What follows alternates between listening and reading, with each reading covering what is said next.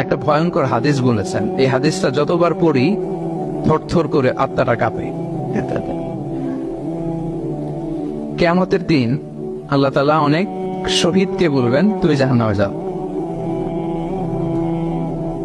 সে বলবে আল্লাহ আমি জাহান্নামে যাবো, আমি তো রক্ত দিয়েছি তোমার জন্য, লিইলাহি কালিমাতিল্লাহ,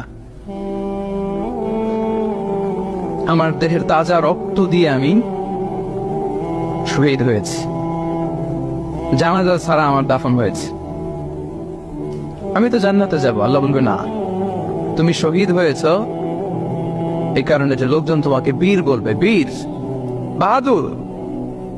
তো দুনিয়াতে তো তোমার বাহাদুর বলছে, তো তোমারে বিশাল যোদ্ধা ছিল, বাহাদুর ছিল, এই খেতাব তো তুমি পেয়েছো, আমার কাছে কিছু জাহান্নামে যাও, go to the hell fire. অনেক দানশীলকে আল্লাহ বলবে জাহান্নামে যাও। সে বলবে আল্লাহ আমি জাহান্নামে যাব, আমি তো মসজিদ, মাদ্রাসা, এতিমখানা, বৃদ্ধাশ্রম এমন কিছু নাই যে বাকি রাখছি, শত শত মসজিদ আমি করেছি, আমি কেন জাহান্নামে যাব?